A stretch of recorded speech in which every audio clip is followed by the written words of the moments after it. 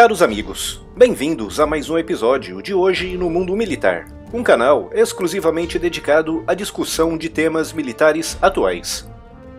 Com a crise na Península Coreana aumentando a passos largos, e com os Estados Unidos, o Japão e a Coreia do Sul mobilizando recursos militares impressionantes na região, surge com frequência aqui no canal e lá no grupo Facebook a mesma pergunta.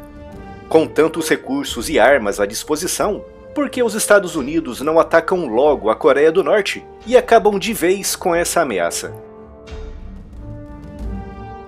A Guerra da Coreia começou em 1950 e colocou de um lado os comunistas norte-coreanos, liderados por Kim Il-sung, avô do atual líder da Coreia do Norte, Kim Jong-un, fortemente apoiado pelos comunistas chineses e soviéticos. E do outro lado, os sul-coreanos, mantidos, treinados, armados e diretamente apoiados pelos Estados Unidos. A guerra foi tremendamente sangrenta, com a China, a União Soviética e os Estados Unidos lançando no campo de batalha tudo o que tinham à mão em termos bélicos. Após pouco mais de 3 anos de guerra, com um número de baixas de mais de 1 milhão de militares e quase 3 milhões de civis, foi assinado um armistício em julho de 1953, colocando uma pausa no conflito, o que significa que, tecnicamente falando, a Guerra da Coreia ainda não acabou. Como resultado desse armistício, criou-se uma estreita faixa desmilitarizada com 250 km de comprimento e 4 km de largura à volta do paralelo 38, separando ambas as Coreias. Uma área fechada e na qual só se pode entrar com uma autorização muito especial. Nessa faixa de terra não podem haver armas pesadas de nenhuma espécie, mas à volta dela, tanto do lado norte como do lado sul, concentrou-se ao longo das últimas 6 décadas e meia uma quantidade tremendamente grande de poder de fogo. Mas é do lado da Coreia do Norte onde essa concentração é mais notável, com o regime de Pyongyang estacionando na região milhares de baterias antiaéreas e milhares de peças de artilharia de elevado calibre. Parte dessas peças de artilharia estão apontadas para posições militares sul-coreanas do lado oposto da zona desmilitarizada, mas a grande maioria delas tem um alvo bem maior à vista: a capital, Seul. Seul é uma cidade gigantesca, com uma área de mais de 600 km² e com uma região metropolitana cuja população ultrapassa as 25 milhões de pessoas. E para piorar ainda mais a situação, encontra-se perigosamente próxima das baterias norte-coreanas, com o seu centro a apenas 50 km da zona desmilitarizada. Como é óbvio, desconhece-se números exatos, mas os especialistas acreditam que entre 1.000 a 2.000 peças de artilharia norte-coreanas estejam neste momento apontadas diretamente para o centro de Seul. São peças de artilharia antigas, mas com um tremendo poder de destruição, com calibres que variam entre os 170 e os 300 milímetros. Tendo em vista o tremendo abismo tecnológico entre os Estados Unidos e a Coreia do Norte, todos concordam que os norte-coreanos não seriam capazes de deter um ataque cirúrgico norte-americano contra os seus principais centros de pesquisa e desenvolvimento de armas nucleares. Mas esse ataque poderia ser retaliado com uma chuva de projéteis contra a capital sul-coreana. Acredita-se que no espaço de apenas 1 hora após o primeiro ataque norte-americano, Seul poderia ser atingida por mais de 200.000 projéteis altamente explosivos e incendiários, o que poderia resultar em milhares de mortos e em dezenas ou mesmo centenas de milhares de feridos, e tudo em apenas 1 hora de guerra. Todos nós sabemos que as armas nucleares não são armas ofensivas, por isso, desde que nenhum dos lados utilize esse tipo de arma, um eventual conflito direto contra a Coreia do Norte seria travado, pelo menos no seu início, exclusivamente com armas convencionais. E é justamente esse o maior receio dos estrategistas sul-coreanos e norte-americanos. Se a Coreia do Norte lançar 1 ou 2 bombas nucleares, exterminará em segundos milhões de pessoas. Mas a resposta norte-americana será de tal magnitude que aquele país irá pura e simplesmente desaparecer da face da Terra. No entanto, se os norte-coreanos não utilizarem armas nucleares, só restará à Coreia do Sul e aos Estados Unidos lutarem com armas convencionais. E alguns analistas militares acreditam que seja esse o objetivo do regime de Pyongyang, que só utilizaria suas armas nucleares em caso de retaliação a um ataque semelhante ou em caso de derrota realmente iminente.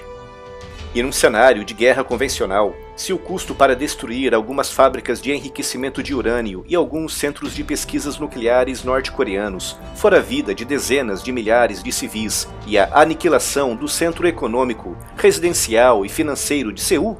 o peso político e o impacto social pode ser de tal forma pesado que tornará toda a campanha ofensiva pura e simplesmente insuportável.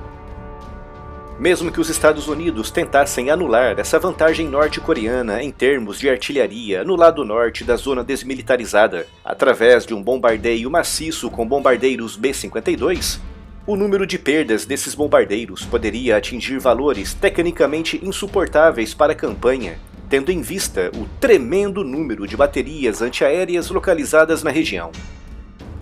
E mesmo que consigam destruir, digamos, 20 ou 30% das peças de artilharia nas primeiras 5 ou 6 horas de guerra, estima-se que Seul teria já recebido o impacto direto de centenas de milhares de projéteis, o que resultaria numa carnificina sem precedentes no século XXI. E mesmo que os Estados Unidos e a Coreia do Sul tentem saltar sobre as baterias em ataques aerotransportados, é preciso considerar novamente o tremendo poder de fogo antiaéreo norte-coreano na zona, e também o fato das defesas norte-coreanas estarem posicionadas em profundidade, ou seja, uma camada defensiva está coberta por outra camada defensiva alguns quilômetros mais atrás, e assim sucessivamente. O que significa que para que esse tipo de ataque seja realmente eficiente, a zona de salto deveria se estender por várias dezenas de quilômetros para o interior da Coreia do Norte, uma operação que exigiria um número surreal de paraquedistas. A Coreia do Norte tem toda a vantagem nesse eventual cenário de conflito, já que mantém a cidade de Seul debaixo da sua mira, pronta para ser aniquilada.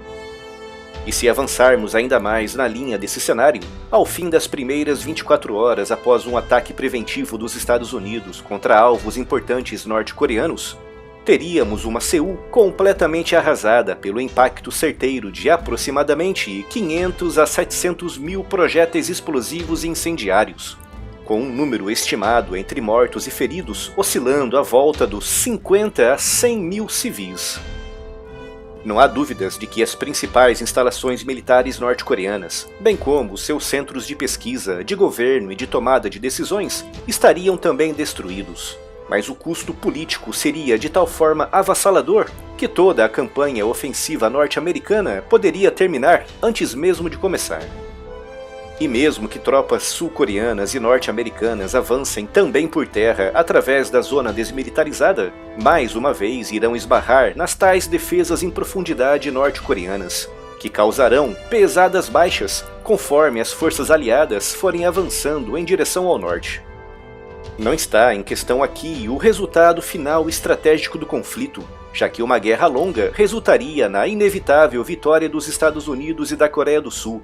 principalmente se considerarmos que agora a China está dando sinais claros de afastamento dos norte-coreanos e de aproximação com os Estados Unidos. No entanto, nem sempre as guerras se decidem no campo de batalha. Se o custo para derrubar o regime norte-coreano for a destruição do centro de uma das maiores cidades do mundo, e na morte de dezenas de milhares de civis em poucas horas de guerra, o apoio político e social dessa ofensiva poderia pura e simplesmente desaparecer. Com incêndios alastrando-se por Seul e pilhas de corpos de civis amontoados pelas esquinas, a opinião pública rapidamente colocaria em dúvida toda a operação. Os apoios desapareceriam e no final a Coreia do Norte e a Coreia do Sul, ambas arrasadas e de joelhos, regressariam ao mesmo estado de impasse de antes.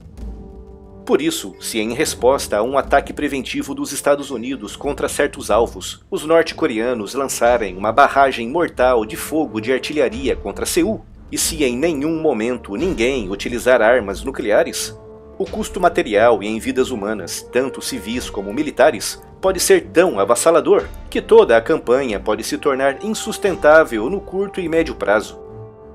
Apesar de todo o seu poderio militar, os Estados Unidos, a Coreia do Sul e o Japão não são capazes de anular todas as armas ofensivas norte-coreanas em um único ataque. E é por isso que há tanta hesitação no lançamento de um ataque militar contra aquele país.